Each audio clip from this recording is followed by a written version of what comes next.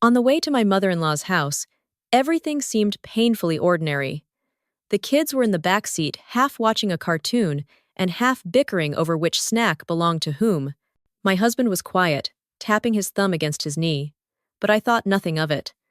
I had grown used to his calm silence on these drives, the way he conserved his words until they mattered.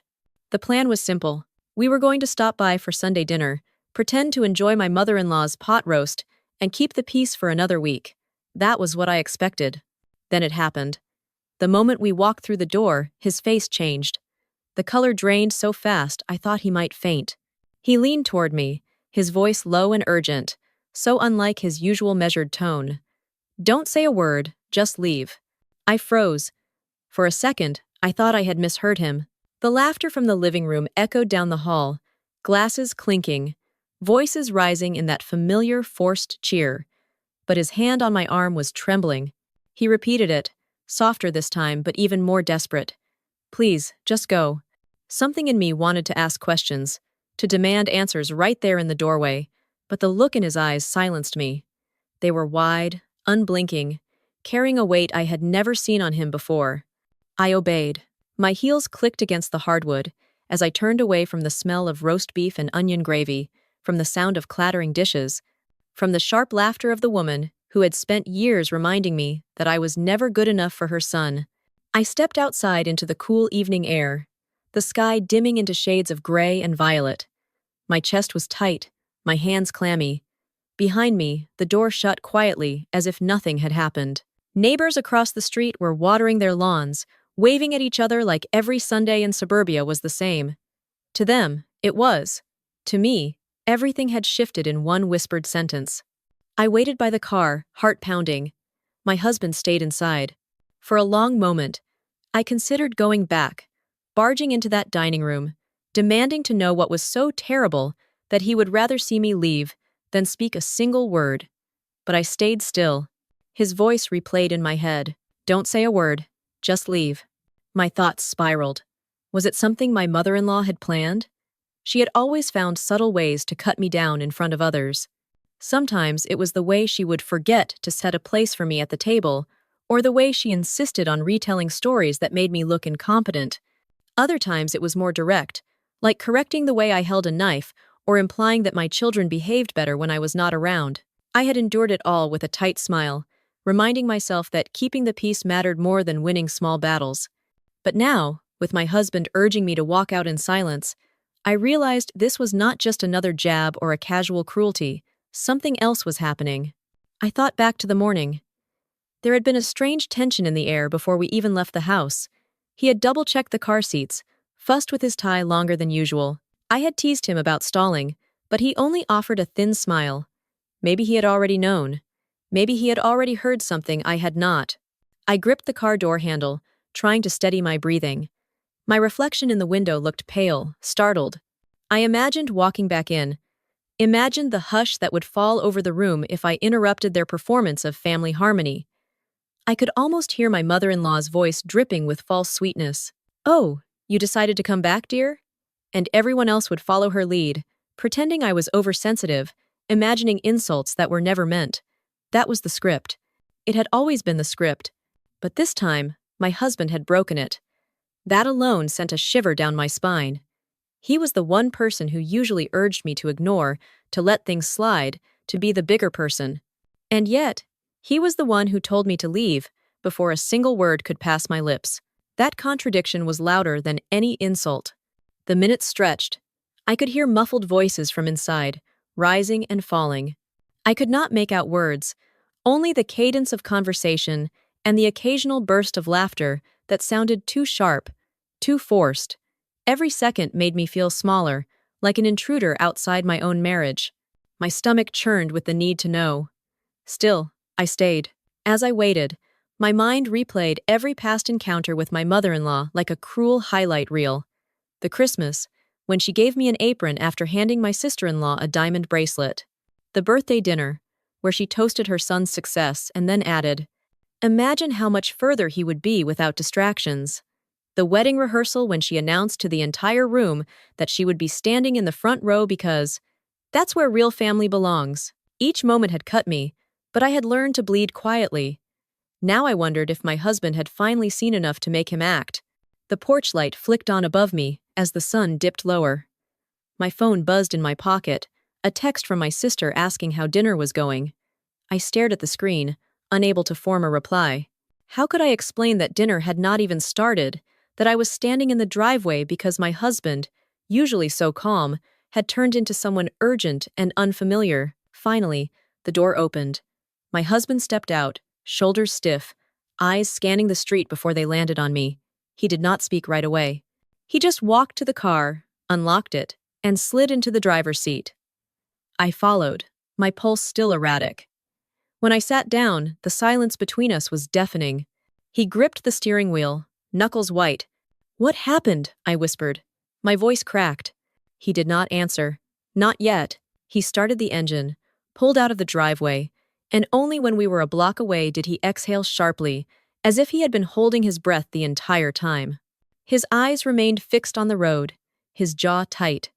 I turned toward him, searching for clues in his profile, the way his brow furrowed, the slight tremor in his lips. I had seen him angry, tired, even disappointed, but I had never seen this. This was fear mixed with resolve. And in that moment, I realized something terrifying. Whatever he had overheard or seen inside that house was not just another cruel comment or petty slight. It was something larger, something dangerous enough that the safest choice was for me to vanish silently before anyone noticed.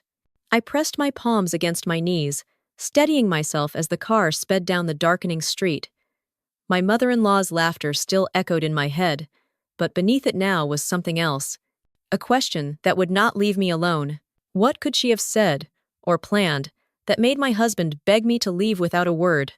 The answer, I knew, would change everything. The car hummed against the pavement, carrying us farther from that house, farther from the suffocating perfume of candles my mother-in-law loved to burn, farther from the sound of her laughter. My husband's grip on the steering wheel was so tight, I thought the leather might tear beneath his hands. I sat beside him in silence, torn between fear and a growing fury. I wanted answers. After several minutes, I whispered again, "Tell me, please." He glanced at me, his jaw clenched, then back at the road. His voice was low, almost reluctant. "She was about to humiliate you, publicly. She planned it in front of everyone."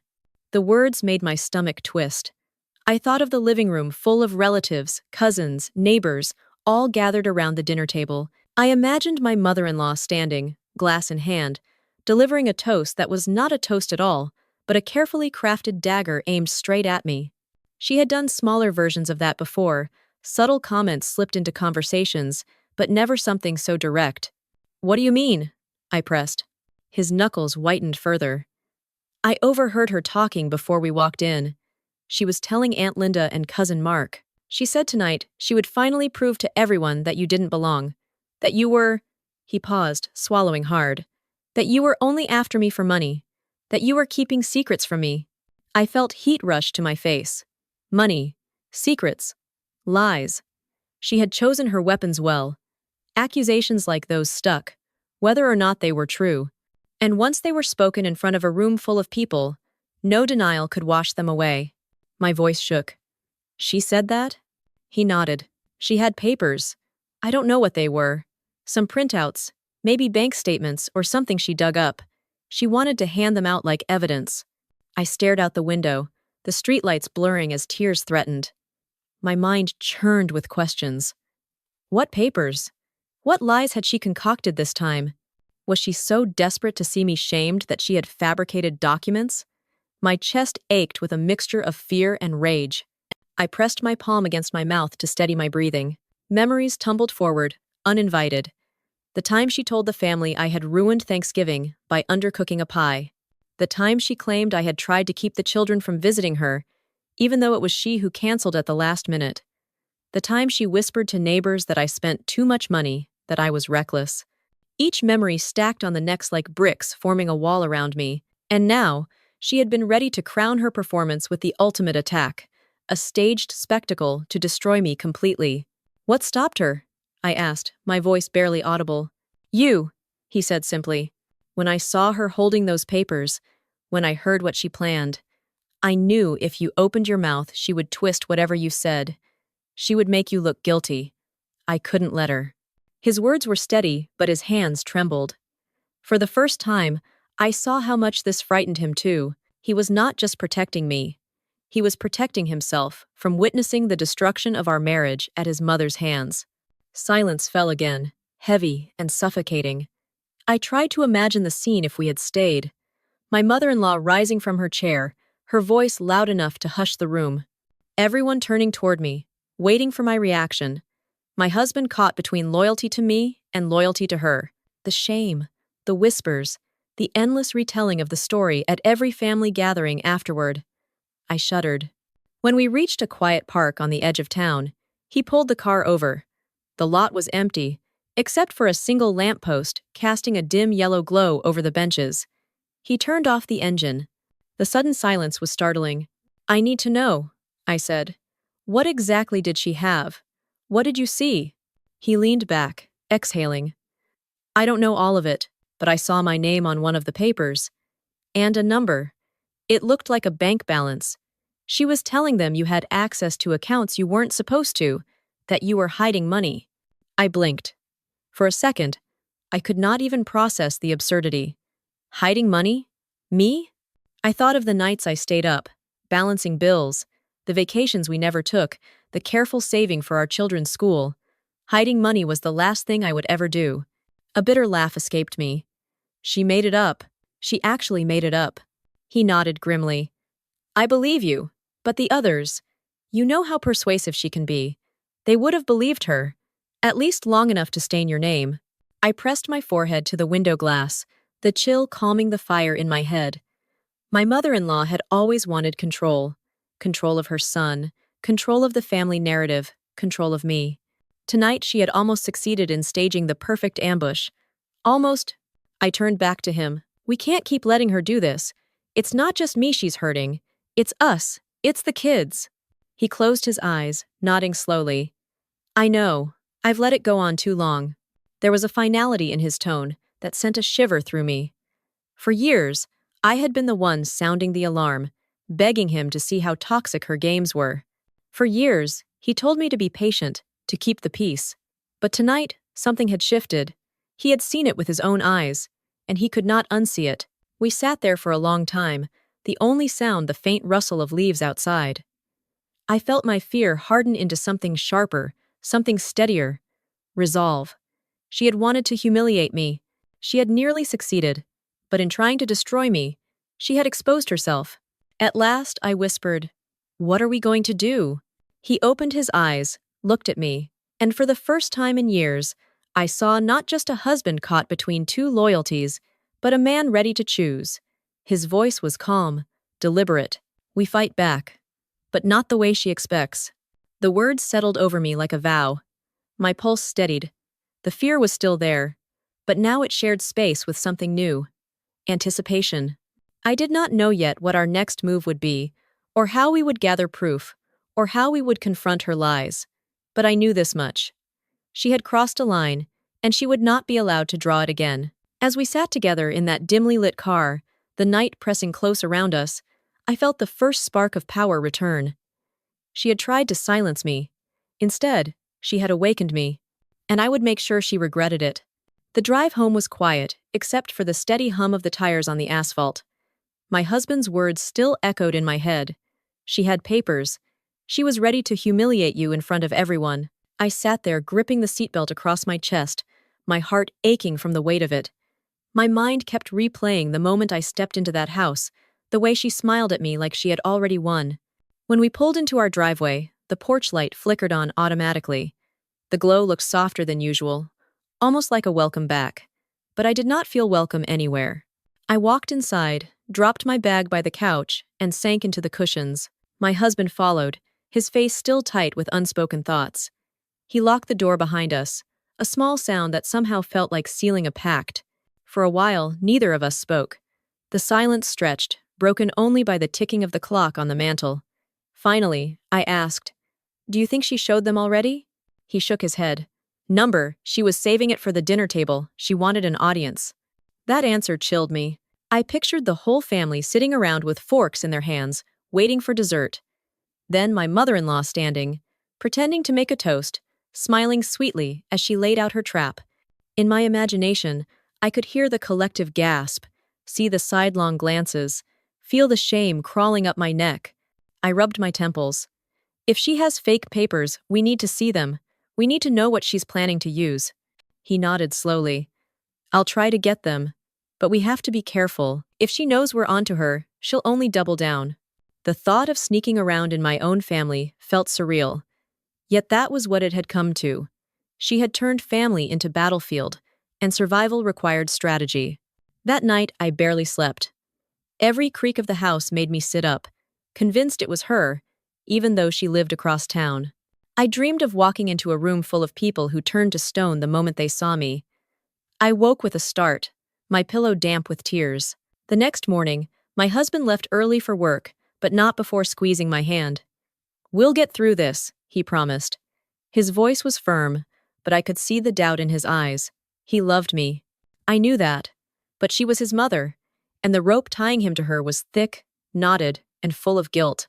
I tried to distract myself with chores, folding laundry, sweeping the floor, anything to keep my hands busy. But the questions kept swirling. What if the others already believed her? What if the lies had spread before I even had a chance to defend myself? The thought of people whispering behind my back made my stomach clench. By afternoon, I could not take it anymore. I called my sister-in-law, hoping for some clarity. She picked up on the third ring, her voice unusually chipper. "Hey, I was just about to call you." My chest tightened. "How was dinner?" She hesitated, just for a beat. "Oh, you know, same as always. Mom cooked too much. The cousins talked too loud. Nothing new." Her tone was casual, but I caught the edge underneath. Something had been said, and she was trying to smooth it over. "Did Mom mention me?" I asked carefully. Another pause, then a laugh, too quick. "Not really. Just the usual stuff. You know how she is." I felt my throat close. The usual stuff. That meant yes. That meant my name had been tossed around the table like a cautionary tale. I thanked her, hung up, and sat staring at the wall. When my husband returned that evening, he found me still in the same spot, my hands cold. He knelt in front of me, his eyes searching mine. "She said something, didn't she?" I nodded. "Not the whole thing, but enough." His face darkened. "Then we have no time to waste." We spent the next hour sketching out a plan. He would visit his parents under the pretense of dropping off some documents for his father. While there, he would try to find the papers his mother claimed to have.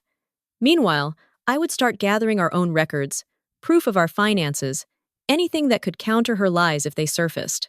It felt strange, building a case as if I were on trial. But in a way, I was. She wanted to make me the defendant in a court of family opinion, and the only way to survive was to have stronger evidence than hers. The following day, he carried out his part. He returned late, his eyes tired but triumphant. "I found them," he said, holding up a folder. My hands shook as I opened it. Inside were printed bank statements, but they were riddled with errors. Numbers were circled in red ink, highlighted as if to prove a point, yet the dates were off. Some transactions were completely fabricated. She had pieced together half-truths and forged details to paint me as a thief. I stared at the pages in disbelief. "She really went this far." He nodded grimly. "She did, but now we have them, and that changes everything." We spread the documents across the table, examining each one. The more we looked, the clearer it became. The lies were sloppy. Anyone with patience could see the inconsistencies, but to a family blinded by her charisma, they would look convincing enough. I felt anger replace fear. For years I had endured her subtle insults, her whispered criticisms, her quiet exclusions, but this was different. This was a declaration of war. I looked at my husband, my voice steady. She thought she could silence me, but she just gave me the proof I need. He reached for my hand. "Are you ready for what comes next?" I squeezed his fingers. "I'm done hiding. It's time she learns that I don't break quietly." That night, as I stacked the forged papers into a neat pile, I felt something shift inside me. For the first time, I was not just bracing for her attack. I was preparing my own defense. And maybe, just maybe, I was preparing to expose her in front of the very audience she had hoped to use against me. The clock ticked past midnight, the house silent except for the rustle of papers under my hands. Outside, the neighborhood slept peacefully. But inside, I was wide awake, sharper than I had felt in years. She had tried to write my story with lies. Now it was my turn to take the pen back. And I knew exactly where I would start. Morning sunlight streamed through the blinds, but it did not bring peace. It only revealed the mess of papers spread across the dining table, each one marked with the fingerprints of my mother-in-law's lies. I sat with a cup of cold coffee, staring at the pages until the words blurred together. My husband joined me, still in his undershirt, his hair messy, his face tense. He placed a hand on my shoulder and whispered, "We need a strategy." I nodded. "She thinks she owns the narrative. We have to take it back." The first step was organization. We laid out the forged bank statements beside our authentic ones. Side by side, the differences were glaring. Her version had dates that never matched our paychecks. Some purchases were for stores we had never visited. One document even listed a transaction from a state we had never set foot in. The sloppiness was insulting, but also dangerous. For someone looking only for scandal, it was convincing enough. By mid-morning, we had created a binder with labeled sections. True records, forged documents, discrepancies highlighted. My husband suggested keeping copies in separate places, just in case. I agreed, feeling both paranoid and strangely empowered. For years, she had pushed me into the corner. Now I was standing in the light with proof in my hands. Around noon, my phone buzzed. It was a message from my cousin, someone who had been at the dinner. "Hey, just checking in. Things got weird last night. Are you okay?" My stomach dropped. That confirmed it. She had said something. I typed carefully. "What did you hear?" A pause, then the reply. "Your mother-in-law said some things about money. About you hiding stuff from the family. People didn't know what to think." My throat tightened. People didn't know what to think. That was exactly her aim. Plant doubt. Let it grow like weeds. Then sit back and watch it choke me. I wrote back. "It's not true. I have proof. Thank you for telling me." When I set the phone down, my husband was watching me. "It's spreading, isn't it?" he asked. I nodded. "Yes, but now we know who's already talking, and we know what we're up against." That evening, we sat with the kids at dinner, trying to act normal. They chattered about school, about who won kickball, about a new cartoon. I smiled when I could, but inside, I was burning. My children deserved a grandmother who cherished them, not one who wove schemes to ruin their mother. After they went to bed, my husband leaned across the table. "Do we confront her directly?" The question hung in the air. Part of me wanted to storm into her house, slap the fake papers down in front of her, and demand an apology. But another part of me knew she would twist that scene too. She would play the victim, crying that I had attacked her, turning the family's sympathy back in her favor. "No," I said slowly. "Not yet. We need to choose the right moment. The moment she thinks she has the most control. That's when we'll break it." My husband's eyes softened. "You've changed. You're not just defending anymore. You're planning." I almost smiled. She taught me well. Too well. The next few days were filled with a strange rhythm. I went to work, did laundry, cooked meals. But beneath the routine, I was sharpening my resolve. Each night I studied the forged papers, memorizing the lies, preparing the words I would say when the time came.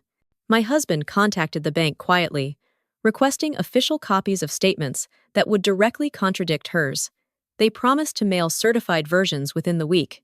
On the third evening, as I was washing dishes, the phone rang. The caller ID showed my mother-in-law's name. My chest tightened. I let it go to voicemail. A few minutes later, it rang again. Then again. Finally, my husband answered. I dried my hands and stood nearby, straining to hear. Her voice was shrill, even through the speaker. "Why didn't you stay for dinner?" everyone was asking. "Do you have any idea how embarrassed I was?" He stayed calm. "We had our reasons," she scoffed. "Your wife couldn't handle being around family. Is that it?" She walked out and made us all uncomfortable. Typical. My fists clenched. She was already rewriting the story. To her, I had fled in disgrace. The truth that my husband had begged me to leave was erased. He spoke evenly. This isn't about her being uncomfortable. It's about what you planned. A pause. Then her laugh, sharp and dismissive. Planned? Don't be ridiculous. I was going to share some truths, yes. The family deserves to know who they're dealing with. You can't hide forever. My heart pounded. She had admitted it. Maybe not in detail, but enough. He ended the call quickly, refusing to let her bait him further. He set the phone down, his hand trembling. She doesn't even see what she's doing. She thinks she's righteous. I swallowed hard. Good. Let her think that. It will make her fall harder. That night I lay awake, staring at the ceiling. I pictured her face, smug and sure, the face that had haunted so many family gatherings. I whispered to myself in the dark, "You won't win this time. The following weekend brought the opportunity I had been waiting for. My sister-in-law invited us to another gathering, a smaller one at her home. Just cousins and close family, she promised. It'll be nice. No drama.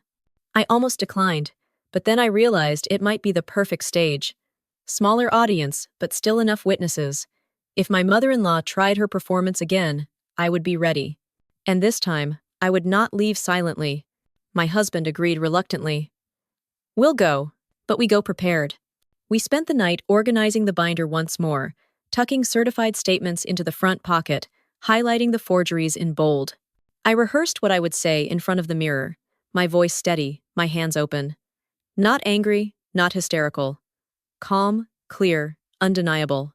On the day of the gathering, I dressed simply, nothing flashy, nothing she could accuse me of using to show off. My husband wore his usual jacket, his expression composed. We drove together in silence, the binder resting on the back seat like a loaded weapon. When we arrived, laughter and music drifted from the backyard. Children ran through the grass, chasing bubbles, while adults lounged in folding chairs. It looked peaceful, almost ordinary. But beneath the surface, I felt the crackle of tension. And then I saw her. My mother-in-law stood near the grill, holding a glass of wine, her voice loud enough to command the circle around her. She glanced at me, her lips curving into a smile that did not reach her eyes. She was ready. So was I. The backyard smelled of grilled meat and sweet corn, the kind of scent that usually brought comfort. But to me it was thick with unease. Laughter rose from the circle of folding chairs. Yet underneath I heard the sharp pitch of her voice. My mother-in-law stood tall near the grill, her glass lifted like a conductor's baton, guiding the conversation. Every so often, her eyes flicked toward me, assessing, almost daring me to step closer. I steadied my breathing. My husband pressed his hand against mine as we entered. His grip was firm, reassuring, but I could feel the tension in his fingers. We both knew tonight was not going to be a simple family dinner. Tonight was a test. We moved toward the table, where the cousins were arranging side dishes. My sister-in-law greeted me with an overly bright smile, one that carried both welcome and warning. "Glad you made it," she said softly, her eyes darting toward her mother. "She's been in a mood." I smiled back, careful to keep my face neutral. We wouldn't miss it. The children darted past us chasing bubbles, their laughter rising in contrast to the heavy undercurrent.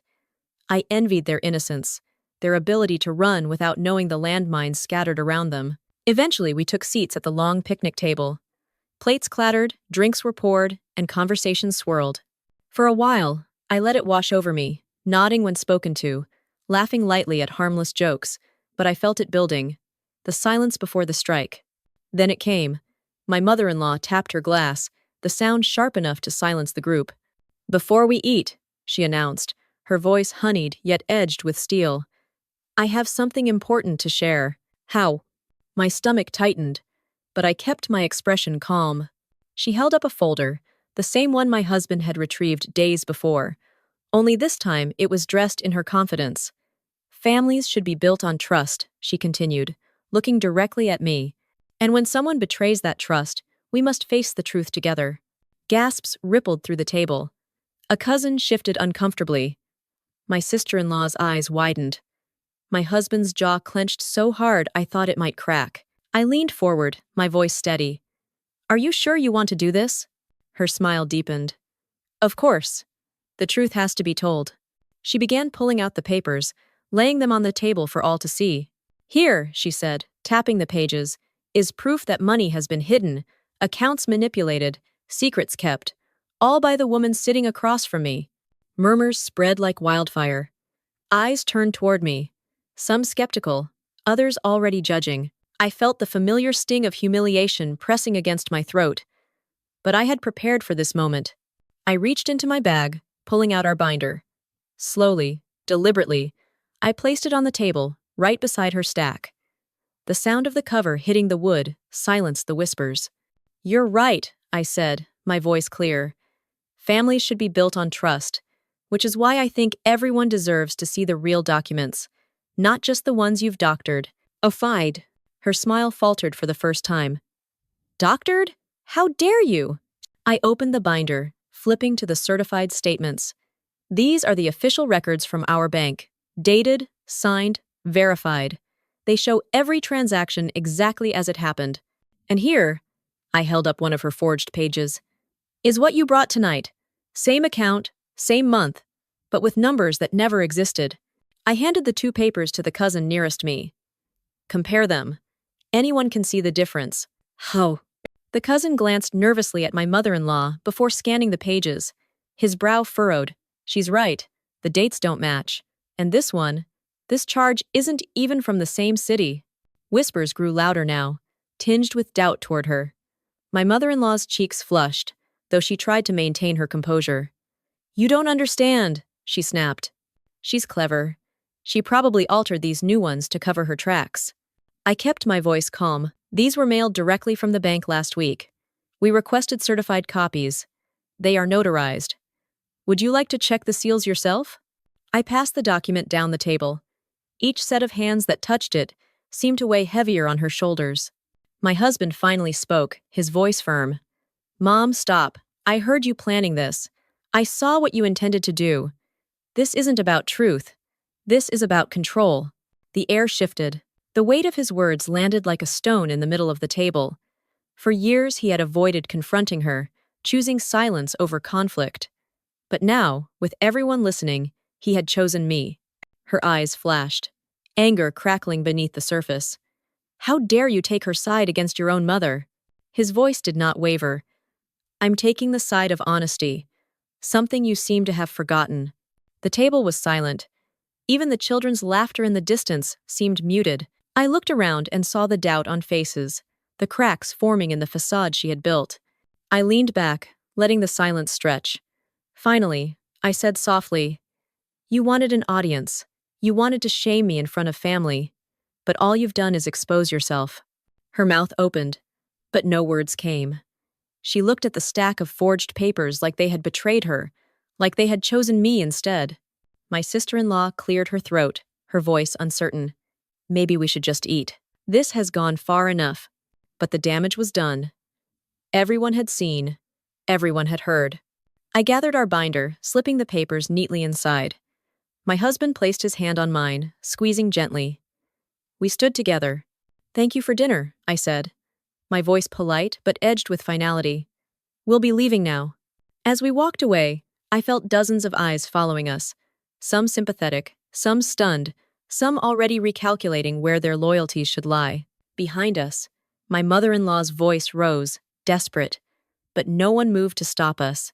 When we reached the car, I exhaled for the first time in what felt like hours. My husband turned to me, his expression soft but resolute. "You were incredible," he whispered. I looked back at the glowing windows of the house, where shadows still moved uncertainly inside. "No," I said quietly. "She was incredible, at teaching me how to fight back, and now she'll learn what it feels like to lose." The ride home was quieter than I expected. My husband kept one hand on the wheel and the other resting on his lap, tapping lightly as though he was working through a rhythm only he could hear. I sat with the binder on my knees, the weight of it comforting now.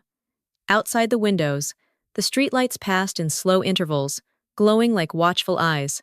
For the first time in years, I felt a strange calm, the fear that had followed me into every family gathering, the constant worry of what insult she might craft next, had been replaced by clarity. She had shown her hand. She had tried to strip me bare in front of everyone, and instead she had stripped herself. When we reached the house, we carried the binder inside, as if it were treasure. The children were asleep, their small breaths filling the quiet rooms with peace. I tucked them in gently, brushing hair from their foreheads, lingering for a moment to let the sound of their innocence settle me. They had no idea what had just happened, and maybe that was for the best. Childhood should be shielded from that kind of poison. Later, in the kitchen, I poured 2 glasses of water. My husband sat across from me, his shoulders heavy but his eyes lighter than I had seen in months. "You were stronger than I imagined," he said softly. "You turned it all around." I shook my head. "We turned it around. You stood up too. That changed everything." He reached for my hand, squeezing it gently. For a while, we sat in silence, the bond between us stronger for having been tested. But beneath that quiet lay questions, ones we could not avoid forever. What came next? How would the family treat us now? What would my mother-in-law do in the aftermath of her failure? The answers began arriving sooner than I expected. The next morning, my phone buzzed with messages. Some were short and awkward. "I didn't know what to say last night." Others were more direct. "You handled yourself well. She went too far." A few remained silent, choosing the safety of neutrality, but the most surprising came from my father-in-law. He rarely involved himself in the conflicts between his wife and me. Most of the time, he sat in silence, pretending not to notice the barbs she threw. But his message was different. "I'm sorry for what she did. I should have stopped it. I see now how wrong it was." I stared at the screen, unsure how to respond. Was it guilt? A genuine apology? Or just another performance? A way to distance himself from her embarrassment? Either way, it was the first crack I had ever seen in his loyalty to her. My husband read the message over my shoulder. "He knows. They all do now." I exhaled slowly. "She won't forgive me for this. She'll come harder next time." He shook his head. "Number. She lost her credibility. Even if she tries again, they'll remember how you dismantled her lies. You don't need to fight anymore. You already won." The words warmed me, but I could not dismiss the caution still lodged in my chest. Winning once did not erase years of venom. People like her did not retreat easily. They plotted, they adjusted, they returned with sharper blades. That week, I went about life with a new steadiness. At work, I noticed how I stood taller when greeting colleagues. At the grocery store, I caught my reflection in the freezer doors and saw a woman who no longer flinched at invisible threats. At home, I laughed more freely with my children, allowing myself the joy of small, ordinary moments. Yet the shadow lingered. 3 days after the confrontation, my phone rang again. This time it was her. I let it ring.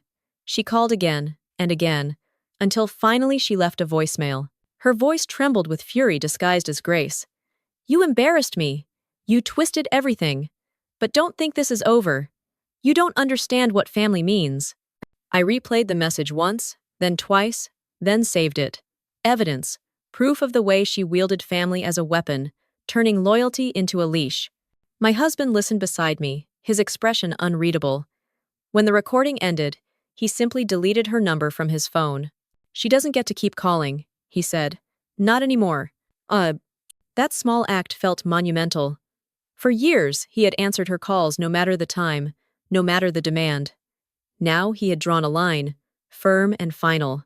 I felt tears prick my eyes, not from sadness, but from relief.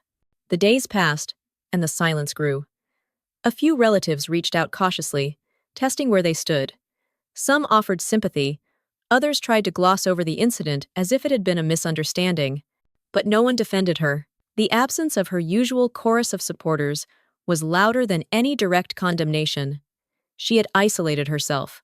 One evening, as I watched the children play in the yard, my husband joined me on the porch. The air smelled of freshly cut grass, the kind of ordinary sweetness I used to overlook. He slid an arm around my shoulders.